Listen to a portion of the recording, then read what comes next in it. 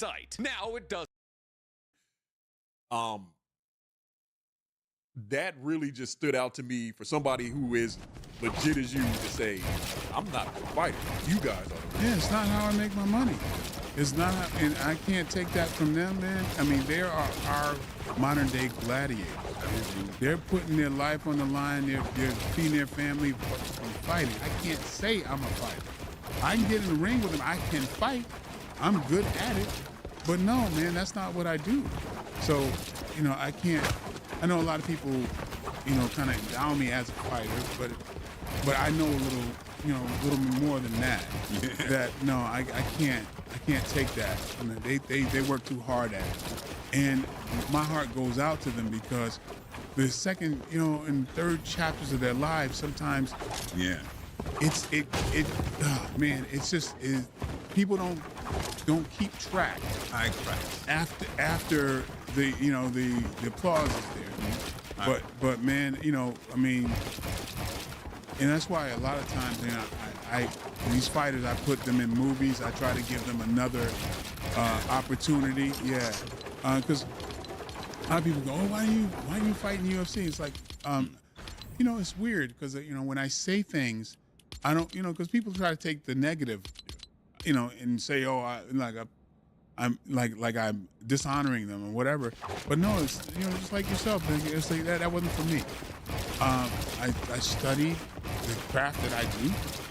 I think it's the best way for me to, you know, to take care of my family and you know, lend to my talent. Fighting is, I mean, I still get that itch out because I get to train with some of the best people on the planet.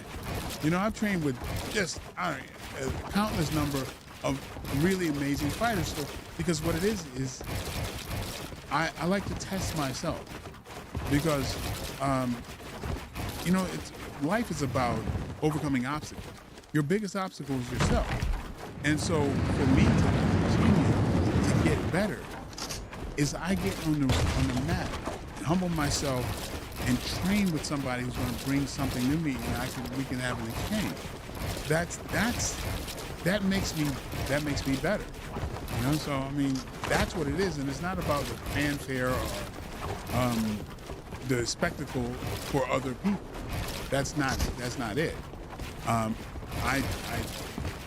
trained with, can't tell you, about 30 different champions, and but the outcome of the matches or whatever, you know, I mean, I really don't share that very much, but I will share times where I've been humbled because I learned the most behind that. So I brag about that, you know.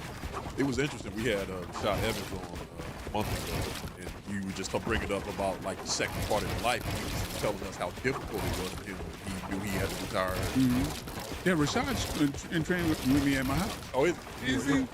Yeah, I got video of that. Yeah, Rashad is very good dude. Yeah, real good dude. Rashad is amazing. But he was saying like the struggles he had after he had to retire, just trying to figure out what that next stage of his life was going to be. And I was so happy to just see him, you know, he's training people, doing stuff he sees. He was such a good dude. He was like, I'm just at so much peace now. He said, but that transition from when I had to stop fighting, he was like, it was really, really hard on him. I see it with so many other fighters that once their fighting career is over, he's like, they don't know what to do with themselves. Right. They lose themselves because they've been so. Just built different, I'm just built different. I'm just built different. I'm just built different. Yeah, I'm just built different. Into this fighting world, so when it's over, it's like, what do I do now? Yeah, and Rashad, I mean, thank goodness he's really talented commentator. Absolutely. And actually, he's got some comedy chops. Oh, I've been speaking, I've been peeping him out. So there's, you know, it's like I try to call these. I know he could perform. I know he can act.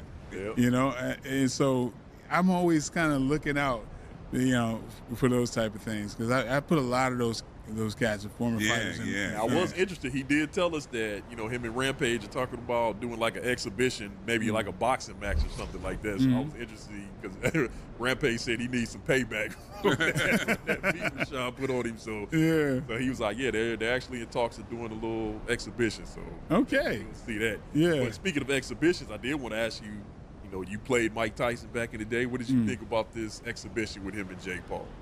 Well, I mean, what I was really happy about is Mike's attitude afterwards. I felt like he put it all in a good context, and that's what I wish the best for him.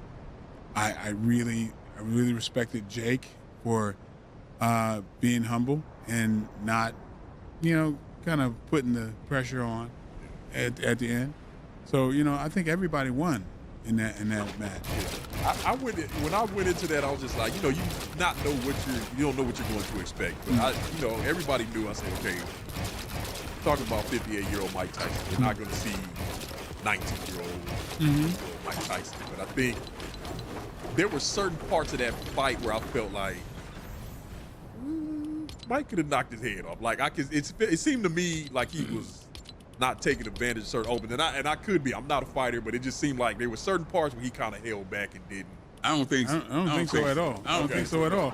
Man, Mike Tyson tried to take his head off with that first left hook. Yeah. I mean, and if his head was in a different, it would have been over.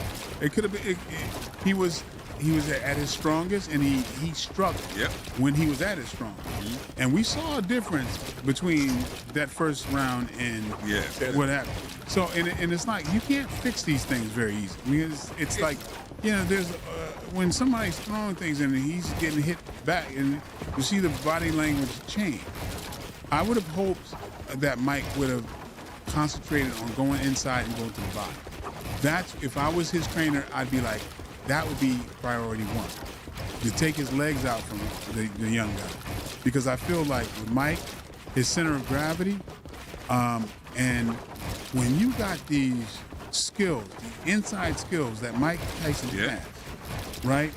And I know, like, people like James Toney, there's things you can't, I don't care, you can't, that, when you got that inside game, you got to be seasoned to do that. James Toney would whoop his ass, would whoop Jake Paul's ass right now. Yeah, James Toney is one of the most skillful. Yeah, but I'm saying Mike has that. I felt like that would have been what I would have hoped he'd done, because I'm sorry, like Jake, it would have been hard for Jake to deal with that, because I mean, to be taller and be out there and move your head and stay out and keep some, that's not hard for someone like Jake to do with the youth and everything else. But Mike getting inside and just eating up his guts, I think that would have that would have been the strategy. Yeah, that would have been the strategy. That's what the strategy I hoped he would go for, because then that youth, the youth starts to like, this is a play. If you keep, When I see Mike walking back to his stool, I felt it. Yeah, he was straight legged. You know what I mean? It was like it was different. Since he got himself in such good condition at his age, that he had a lot of people fooled that there was enough left. And they show those little clips on Instagram, and he was killing it for 5-10 seconds. See, you and I, the same thing. Yeah. That's why I wanted to ask you, because I'm not looking at it through the eyes of an actual fighter.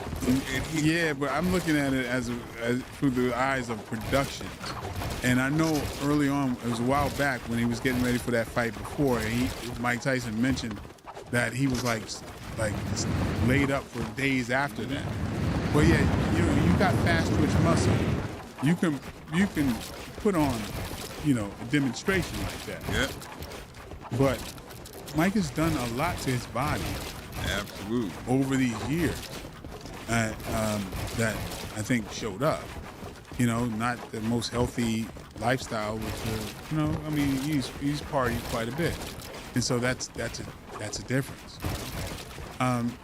So yeah, I think that showed up. But then, production-wise, people, you're promoting something. What are you going to show? You're going to show best clips. Yes, you are. It definitely worked. I said I knew that he wasn't going to be the 19, 20, 21-year-old Mike, But he fooled me into thinking that Yeah, I just had thought it would enough be like left. flashes of the old Mike Tyson or the brutal uppercuts. Well, I mean, I'm gonna. People might not like me for saying this, but there has been a consistency that I wished so much for Mike to shut people up. Where and that thing is this, because the biggest knock on Mike is that once it gets hard, we haven't seen him go from it being difficult and him overcoming it. Right? That's been the biggest knock. And I really wanted him to dig down and really try to overcome that.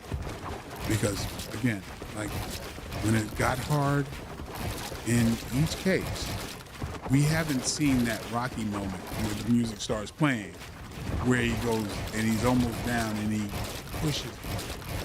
I just wanted to see that. I just really wanted to see that, just to shut that up. Yeah, I would have liked. Mike, I really think that he wanted to. I really think he wanted to, but at Father Time, I really believe he wanted to, because it took. Can you imagine the effort it took for him just to go? I can imagine. Distance at his age. That took a lot of effort that people. Oh yeah. Or kind of overlook it. Just. Oh no. I don't deny that effort, but it's just the. I know what you're talking. Yeah, it's just that I just wish he in the corner didn't show what he was going through. I wish he had to, just don't show that. You know what I mean? I was like, oh, okay, because I'm a fan of the man, and so I didn't want that image. And it drives me crazy to keep seeing it. They keep seeing that time when in the corner when he was really, pretty defeated. And so that's just personal. I just wish that he didn't show that, and just when you were describing him, go back. I know we're going into overtime now, right? Okay. Oh, I'm all good. Okay.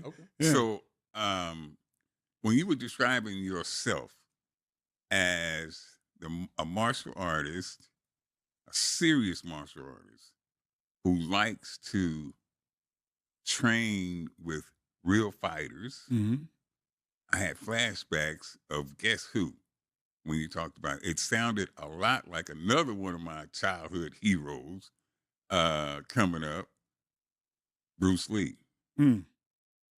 Bruce Lee was pretty much the same. I had, Joe Louis talked about Bruce Lee as a real fighter. And he said Bruce Lee could fight. And he was just, 150 pounds? He was Bruce? 5 pounds. 132, Bruce? Yeah. That small? Oh, yeah, he was tiny. Yeah.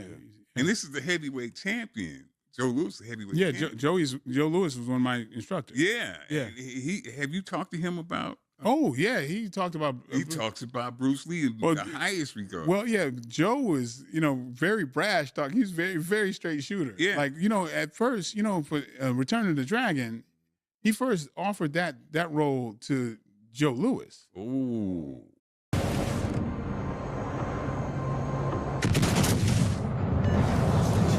Concentrate fire on the target. Enemy battleship sunk.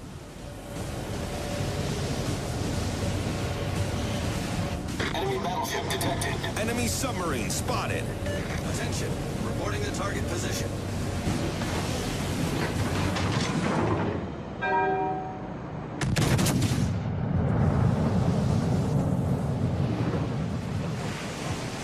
Enemy heavily damaged.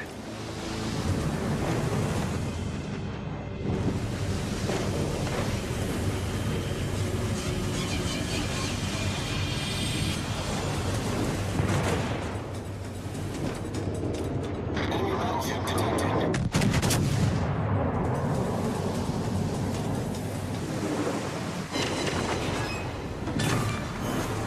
Enemy battleship foundered.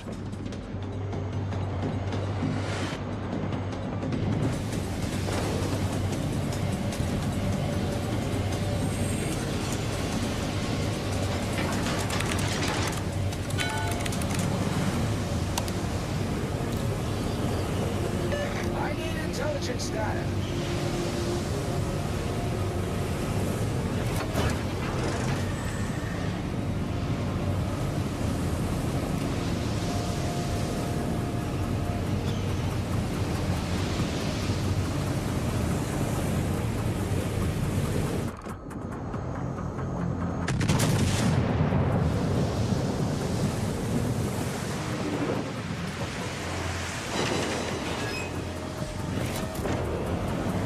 Engine boost activated.